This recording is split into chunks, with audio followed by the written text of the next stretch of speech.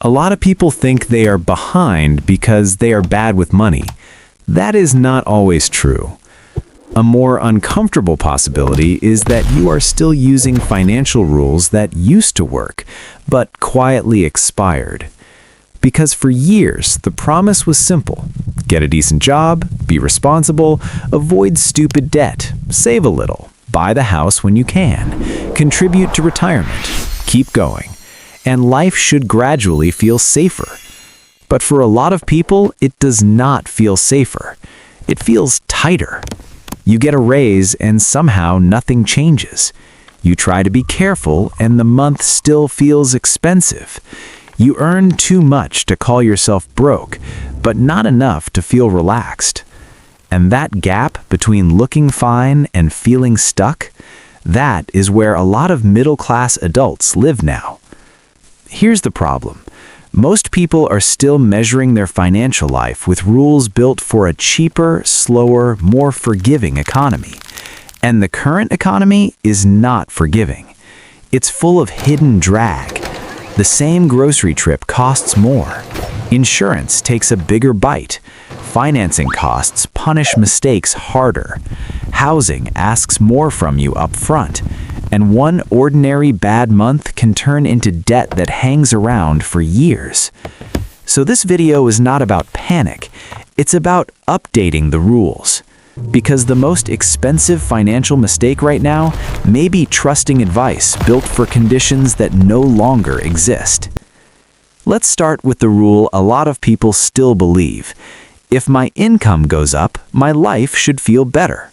Sounds reasonable, but that rule only works if your costs rise slower than your income.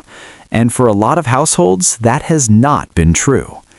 Real household income barely moved over a 5-year stretch, while groceries, insurance, medical services, and other essentials climbed much faster. That's the first quiet change. Progress still shows up on paper, but it does not always show up in your life. That's why a raise can feel emotionally real for about 3 days and financially invisible by the end of the month. You're not imagining that. A lot of people have had the exact same experience. They didn't inflate their lifestyle. They didn't suddenly become reckless. They just discovered that modern cost creep is strong enough to absorb small wins before those wins create breathing room. And breathing room is the whole game, not income by itself. Not status, not titles, not the feeling of I should be doing okay by now. Breathing room. Can you absorb a bad week without using debt? Can you pay for a repair without wrecking next month? Can you handle one surprise without turning it into a 14-month problem? That's a much more honest measure of financial progress now. And this is where the old rules start breaking. Because a lot of classic money advice was built around visible mistakes. Don't overspend. Don't buy dumb stuff. Don't carry crazy debt. Live below your means. Still useful, of course, but that advice assumes the main threat is bad behavior. For a growing number of people, the bigger threat is thin margin. They're not getting crushed by one stupid decision. They're getting worn down by normal life. A car repair, a higher renewal bill, a grocery total that keeps drifting upward, a medical payment, a rent increase, a flight for a family emergency, a week where everything happens at once. That's how quiet debt starts, not with fantasy spending, with friction. And friction is expensive now. Credit card interest is the perfect example. Once a balance starts rolling at rates above 20%, the debt stops being background noise and starts acting like a leak in the floor. You're not just paying for what happened last month, you're paying for the fact that last month happened at all. That's why so many financially normal adults feel weirdly stuck. They're not in collapse, they're in a system where every mistake costs more, every delay compounds faster, and every weak month leaves a longer shadow. That leads to another expired rule. If the payment fits, it's affordable. No, not necessarily. That rule has probably done more quiet damage than people realize. A payment can fit and still trap you. That's true with cars, it's true with houses, it's true with buy now, pay later. It's true with almost anything financed to make the monthly number look harmless. Because monthly affordability and total affordability are not the same. A long car loan can make the payment feel manageable while keeping you committed for years. A house can be technically possible and still leave you house poor. A minimum payment can keep the account current while the balance barely moves. And this is exactly how people end up financially busy but not financially stronger. Everything is handled, nothing is improving. That's the trap. The old rule said as long as you can make the payment, you're fine. The new reality is, if the payment removes your flexibility, you are not fine, you are exposed. That's a very different standard. And it matters because flexibility is now one of the most valuable financial assets you can build. Not just net worth in the abstract, flexibility. The ability to say no, the ability to wait, the ability to survive a setback without taking a bad deal. That might sound less glamorous, it's also a lot more durable. Now let's talk about another rule people still trust. If I'm responsible, the traditional milestones should gradually happen. That used to feel normal. Study hard, work steadily, save for the down payment, move up, settle down, build equity, catch up later if needed. But the milestone math moved.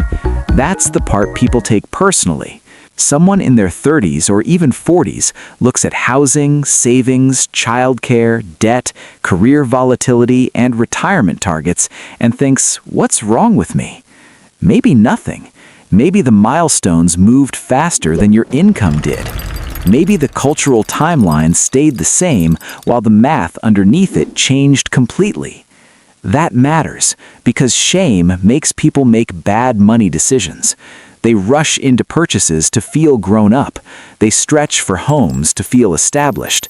They finance symbols of stability instead of building actual stability. And symbols are expensive, especially in an economy where fixed costs are harder to reverse than bad feelings. So here's a rule worth replacing immediately. Stop doing identity math, start doing survival math. Don't ask, shouldn't I own by now?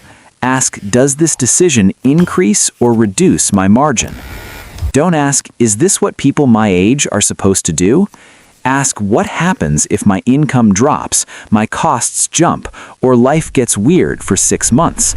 That question is not pessimistic, it's modern. Because the current version of adulthood is not really about hitting milestones on schedule. It's about staying hard to break. And that takes us to work. A lot of people were raised on another assumption. If I build skills, stay useful, and keep my head down, my income path should become more stable over time. That used to be more true than it is now. Today, you can be skilled and still be exposed. You can be educated and still get undercut. You can be in a good field and still discover that the market changed faster than your plan did. That doesn't mean effort is pointless. It means stable skills aren't enough by themselves anymore. You need adaptable skills. The people with the best odds going forward are not necessarily the people with the fanciest job titles. They're the people who can become more useful as the environment changes. That could mean learning tools other people ignore. It could mean becoming better at communication, systems, judgment, client trust, management, sales, operations, synthesis, or the kind of work that gets stronger when technology shows up instead of weaker. Because one of the expired rules was this: my career is my safety. For a lot of people now, that's too fragile. Your career matters, but your real safety is the combination of income, cash buffer, low fixed costs, useful skills, and options. Options are safety. Cash is safety. Low interest obligations are safety. Portable skills are safety. A life that can handle change is safety. That's the updated formula, not just make more. Now, none of this means the old advice was stupid. A lot of it still contains truth. Save consistently, avoid unnecessary debt, invest for the long run, capture the employer match, don't panic sell, use tax-advantaged accounts well, keep your fees low. All of that still matters, but it's incomplete now, because the old framework assumed that responsible behavior naturally moved you toward safety. The new framework says responsible behavior must be paired with active system design. That's the shift. You don't just need good intentions, you need structure. A better cash system, a real emergency buffer, a plan for killing high-interest debt fast, a clear rule for big purchases, a lower-fee investing setup, a more realistic view of housing, a more flexible identity around what adult success is supposed to look like. That sounds like a lot. But the good news is this. You do not need a total reinvention. You need a few quiet upgrades. Sometimes the biggest difference comes from boring moves that do not look impressive at all. Moving idle cash into a high-yield savings account. Adding an automatic transfer before you see the money. Raising retirement contributions by 1 or 2% instead of waiting for the perfect time. Looking at your 401k fees for the first time. Treating a 22% balance like a real problem instead of a normal background payment. Refusing to buy a milestone that weakens you just because it makes your life look more on schedule. Those are not dramatic moves. They're margin moves. And margin moves change everything. Because once you have margin, you stop making every decision from pressure. You stop needing the next paycheck to rescue the last one. You stop turning surprises into debt automatically. You stop confusing motion with progress. You stop buying relief at terrible terms. That is when financial life starts feeling different. Not because you became rich overnight, because you became harder to corner. That is the real reframe here. The middle-class money rules did not all disappear, but some of the most trusted ones absolutely weakened. A decent income no longer guarantees breathing room. A manageable payment does not guarantee affordability. A traditional milestone does not automatically mean a smart decision. A stable-looking career does not guarantee safety. And being responsible in the old way is no longer enough by itself. That's the bad news. The better news is that once you see this clearly, your decisions get sharper. Because then you stop asking, how do I look financially normal? And you start asking, how do I build a life with enough margin to survive reality? That question will probably make you buy less for show, borrow less casually, wait longer on some milestones, take cash more seriously, protect flexibility harder, and adapt faster than people still playing by expired rules. And over the next few years, that difference is going to matter a lot. So picture two people from the same starting point. Same rough income, same bills, same stress, same desire to get ahead. The first one keeps following the old script. They assume raises will fix the pressure. They let expensive debt sit too long. They judge decisions by the monthly payment. They chase milestones because it feels like progress. They keep telling themselves things will settle down later. Maybe they stay functional, but their financial life stays thin. The second person updates the rules. They measure margin, not appearances. They treat flexibility like an asset. They run the real math before big commitments. They build a buffer on purpose. They protect themselves from high-interest drag. They adapt their skills before they're forced to. That person does not necessarily look richer right away, but 5 years later, they usually have something more important than looking ahead. They have room. And room is what a lot of people are actually missing. Not discipline, not intelligence, not ambition. Room. So, if your financial life has felt strangely harder lately, don't rush straight to self-blame. Look at the rules you're using. Some of them may still be good. Some of them may be costing you. And the sooner you know the difference, the less expensive the next few years will be.